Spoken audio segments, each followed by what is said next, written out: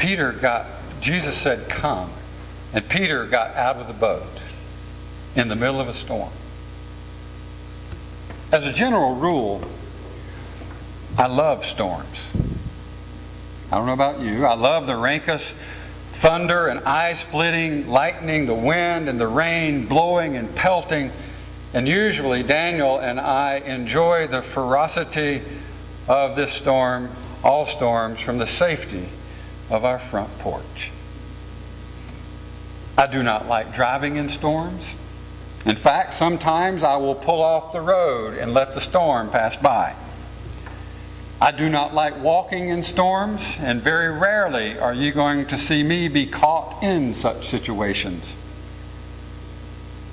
And I certainly do not like being in a boat in a storm, even if it's dry docked. Have you ever been in a boat in a storm? Yeah, I see some heads shaking there. What's that like? Scary? Wet? What's that? Dark? Yeah. Cruise? Oh, thank you, Kathy. Okay. Well, you've just destroyed my whole sermon. We can go home now. Not too bad if you're on a cruise ship. But otherwise, it could create fear and anxiety and awe. Awe would also be one of the things I imagine I would experience in a boat in a storm, but also some nausea. So there's this feeling when I think about being in a boat in a storm, it's like, oh, this is so awesome. And then at the same time, ooh, this could be really bad. But a boat, whatever else it is the last place I want to be in a storm, because I think perspective and proximity are everything. Viewing it from my front porch is my preference. But as that great realist and philosopher Mick Jagger told me, I don't always get what I want. Sometimes I'm caught in the storm. And in the storm, in a boat, is precisely where we find the disciples during what the writer of Matthew tells us is a storm, far from land. I love the way Matthew puts this, at least in the version that I read it in. And he says they're far from land and making headway painfully because the wind was against them and the waves battered the boat. If you look on the screen there, this is at least what the computer told me and the author said or the photographer said was the Sea of Galilee. I've never been there personally. I know some of you have, so maybe you can verify this for me. But this is the picture of the Sea of Galilee, and I think this is probably overlooking Mount Arbel on the west side of the sea. Some of you who've been there, can you verify that for me? So we would be looking from the perspective we have here, back up higher than on the east side. And so the Sea of Galilee is down in this basin. And what happens is that the cold air blows from the direction we're looking over the higher parts, sometimes out of the northeast where the Golan Heights are, and just smashes down, this cold air does, into the hot air on the Sea of Galilee. And it causes all kinds of disruptions. These things can, I'm told, arise pretty quickly. And apparently this is what's happened in this story with the disciples. So after the feeding of the 5,000, which is where we pick up this story now, not counting women and children, remember? Jesus has withdrawn himself to pray, I suppose to recharge. He sent the disciples away. In fact, he commanded them to get into the boat and go to the other side. And you'll see this happen in this section in Matthew a lot, where they crisscross the Sea of Galilee, literally in between cultural and ethnic boundaries, literally in the middle of different cultures, of Gentile and Jewish territory. And they're out in the middle of it. But I wonder, as Jesus withdraws himself, I just have to wonder if he was an introvert. Because I want him to be. Because I want him to be more like I am, like an introvert. So he goes to this place, he withdraws to the mountains to pray. After all, he's been with probably 10 or 15,000 people for a while. Eventually, though, he goes out to meet the disciples on the sea, and he walks out there on the water because he can, I suppose, or maybe to calm their fears and their anxieties. But I doubt seriously, when I think about it, the frequency of these kinds of storms, the background of the disciples in the boat, who were fishermen, that this is the first time they've experienced this kind of storm on the Sea of Galilee. So I don't know if it was the storm so much that made them afraid, because when we read on in this passage, they see Jesus, and in both Mark's account and in Matthew's account, as Ethel read this morning, Matthew's, they see him walking on the water, and they think he's a ghost. And this would be really even more terrifying, I think, for them than the storm, because there was this great fear of water. And then to see a ghost walking on it might even indicate an evil spirit for them. So they have reason to be terrified. And frankly, from my perspective, I don't know about getting into an intimate relationship with someone who walks on water. I mean, that sounds pretty scary to me to start with.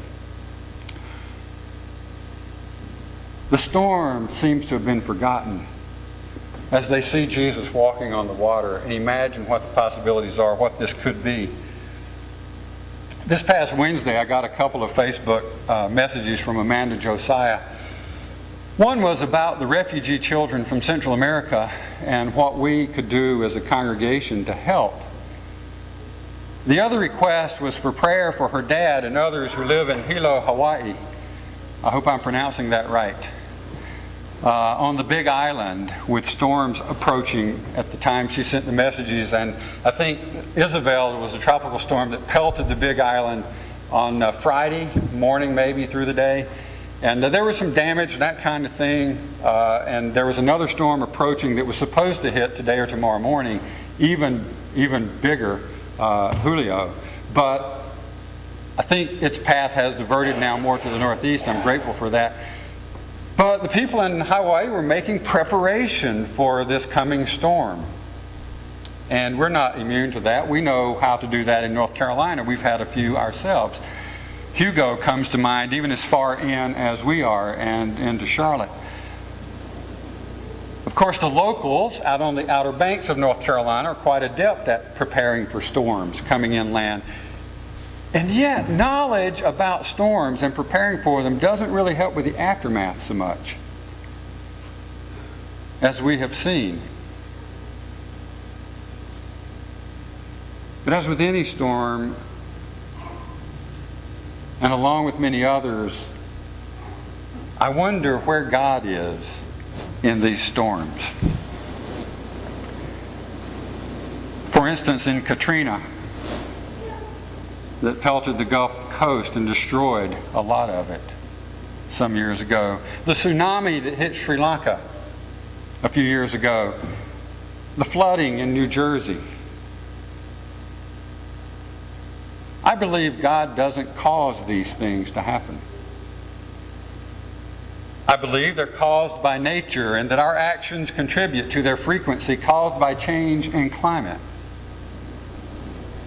Sometimes, at least sometimes, we are a contributing factor in the storms we encounter in life. Our choices and our actions and reactions often dictate how difficult the storm is. And still, I wonder, where is God in the storms of our lives? Well, if Jesus is any indication of God's presence, and we believe He is, then God is in the middle of it. And where else would we expect God to be? Really and literally, as Emmanuel, with God with us, literally. We sing that song at Advent. O come, Emmanuel. O come, God with us, be with us. The name itself means God is with us. But as Jesus walks toward the disciples on the water, I suppose the last thing they believe is that God is with them. And after Jesus says, "Don't be fearful," and identifies Himself, Peter calls Him on this. I love this interchange. You only find it in Matthew. John and Mark don't include it. And so Jesus says, "Oh, don't be afraid, it is I." And Peter says, "Lord, if it is you, bid me come." And so Jesus responds, "Come." And Peter steps out of the boat in the middle of a storm on choppy water. Something he's never done before. Not intentionally, I would say. And then the wind of doubt, he takes a few steps, but then the wind of doubt, the wind of contentious thought, the wind of duality of purpose, the wind of fear. And he sees the wind, Matthew says, and begins to sink. And he calls out, probably with outstretched hand, "Lord, save me." And Jesus reaches out for him and quite literally saves his butt and his soul. But I imagine it this way afterwards. Jesus says, I think at this point, once Peter is safe and with Jesus, Jesus is like, "Peter," I think he's laughing about it. I think he's like, "Peter, why did you doubt? Why did you doubt? You had it. You were focused. You were out of the familiar place. You got out of the boat. You were getting closer to me. I am with you." See, sometimes you must be willing to go into an unknown, unfamiliar storm in order to escape the more ferocious one back there. I think about the refugee children.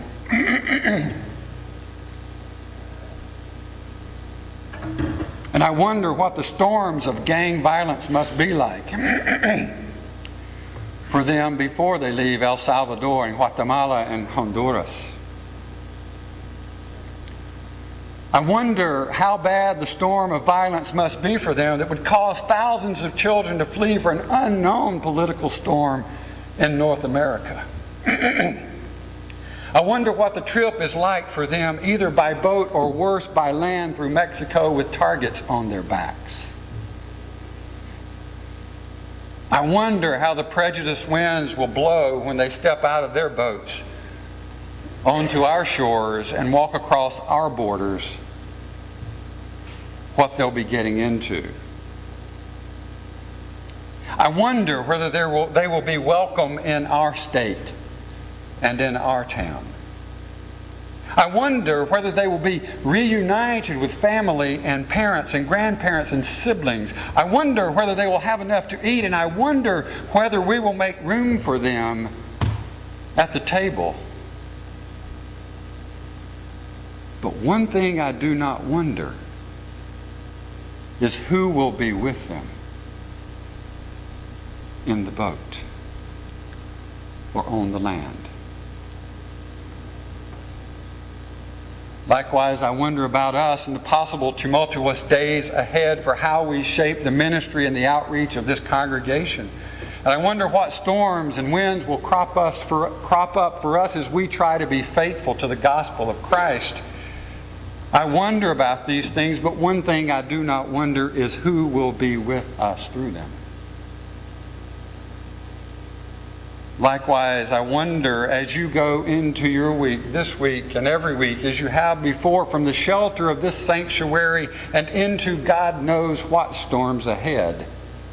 I wonder how you will make it and what winds will cause you to lose focus and how you might handle that.